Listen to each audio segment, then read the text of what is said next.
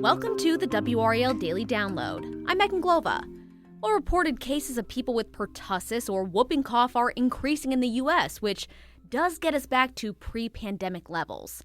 WRAL health reporter Grace Hayba joins me now with what she learned from health officials. Hi, Grace. Hi. So as far as numbers go, what are we currently seeing in the U.S.? Yeah, so as you just hit on, what we're seeing now is really a return to a case count that's more consistent with pre-pandemic numbers. As of my last check today, there were 145 cases reported this week alone across the U.S. Mid-Atlantic states, so think like New York, New Jersey, have the most reported cases with around 60 this week, which if you think about it, it makes sense. Those areas have a significantly higher number of folks living. Right. They're more closely together compared to other places like here. And those pre-pandemic levels are typically around 10,000 cases a year. And then how does that line up with what we saw before the pandemic?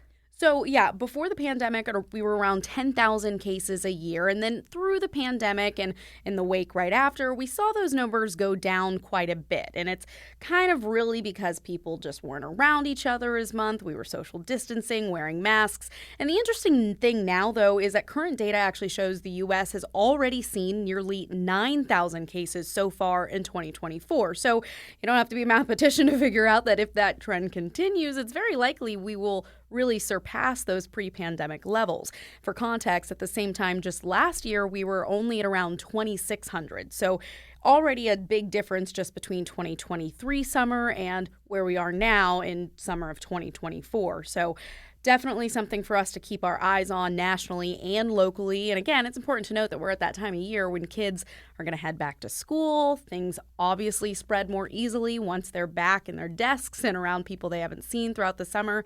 So definitely something to keep track of and kind of see how those numbers shift in the coming months. Okay, good to know. And as far as what we're seeing in North Carolina specifically, any data to be aware of there yet?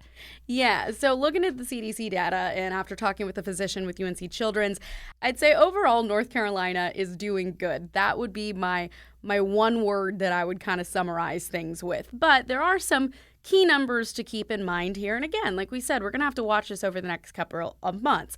So as of this afternoon, the CDC actually hadn't reported any cases so far for this week from North Carolina. But having said that, we are still seeing an increase here in our state compared to last year, and a pretty big one at that. So far for 2024, there have been over 280 cases reported, and that's compared to just under 40 cases for all of last year. So just looking at those numbers alone, we've already seen an over 600% increase compared to just last year. And I reached out to the state health department, who told me that the outbreaks so far this year have actually come from 5 different counties. One of those is Orange, and the outbreaks have ranged from just 5 cases to 130 cases in one outbreak. So the department reported those infected, though, were most often elementary and high school aged kids, and most of those kids were actually up to date on their vaccinations, which is good because in turn that then meant only 11 had required hospitalizations, and they say half of those were actually people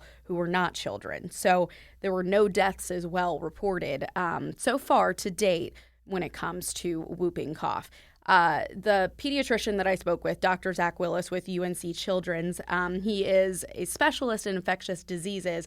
He also added that on the hospital side of things right now, things are also looking pretty good, and they really haven't seen a ton of whooping cough cases. He says most people who get sick are actually going to recover, and the risk really comes with a longer infectious period when it comes to whooping cough, especially when you compare it to things like COVID, flu. We talk all the time about isolation, stay home, things like that when it comes to COVID and flu, but you really need to keep it in mind when it comes to whooping cough because people can actually spread this disease for 21 days.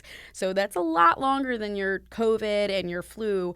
And he says it's important that if you feel symptomatic, you should be tested pretty early on by your doctor because even early symptoms can be enough for your nasal swab to pick up a whooping cough infection.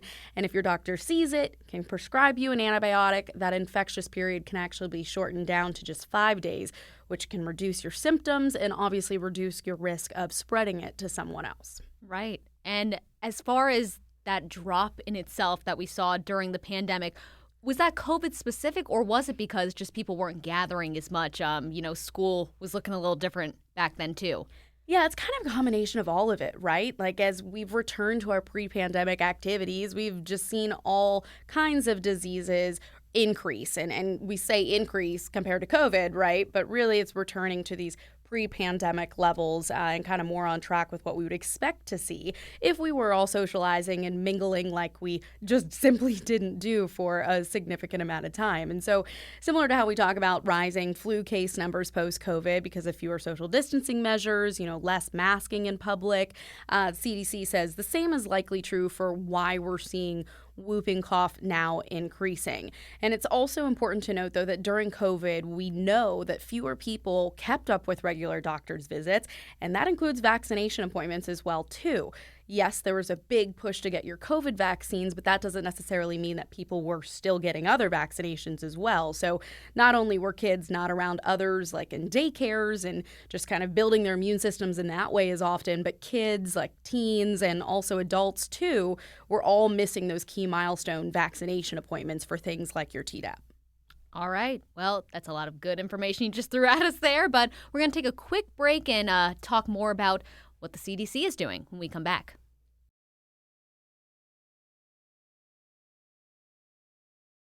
All right, now with such a significant increase in pertussis, I have to imagine the CDC is taking action. So what exactly are they doing to address this or at least recommending? Yeah, so there are a series of shots that children should be getting from about 2 months to about 6 years of age. There's 5 shots in total, which are called DTaP vaccinations, and those help protect against whooping cough, tetanus, and diphtheria. So the CDC is really, really encouraging people to make sure that they're making those vaccinations, especially as you're making your back-to-school doctor's appointments. Parents are taking these kiddos in. Make sure that you're bringing up Tdap into those conversations. And if your child especially is going into the key years of preschool, middle school, or preteen age, those are really good milestones to remember that they're probably due for those Tdap shots. And hey, you as the parent might be due for one yourself as well. So kind of go back, dig through, look at your immunization records like I did. I've gotten mine. I made an appointment online, and I think I was in and out of my local pharmacy in like less than 10 minutes, and you can actually get it at the same time as your flu shot too, which is a big thing that people are doing this time of year. Easy so peasy. Why not just knock it out right at the same time? And Dr. Willis and the CDC also are noting that pregnant women too, especially, are recommended to get this shot. The CDC says it's most ideal to do so if you're an expecting mom between 27 and 36 weeks of pregnancy. Babies obviously in the womb get their immunity from their mother, and so the CDC says that vaccination actually has been shown to protect 9 out of 10 babies from needing treatment at the hospital and preventing that severe infection.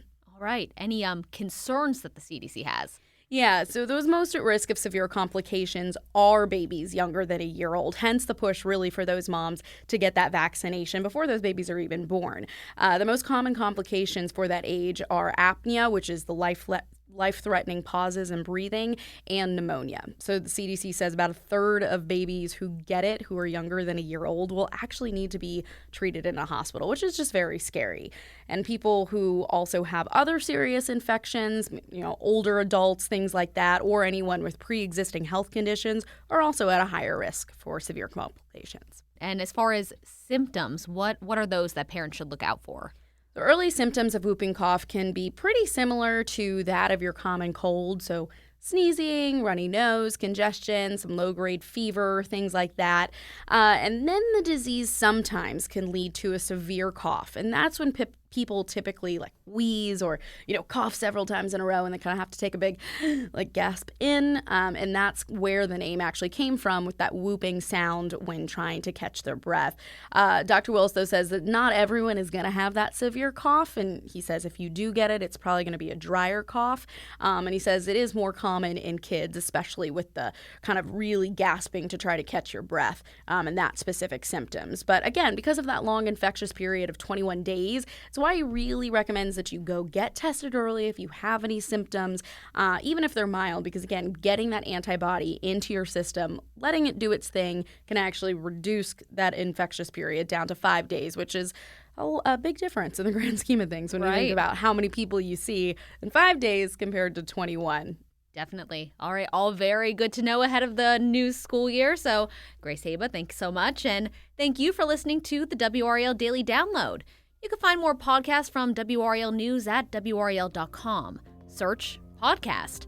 From sports to true crime, there are plenty of shows to keep you informed and entertained. Thanks for listening. We'll see you next time.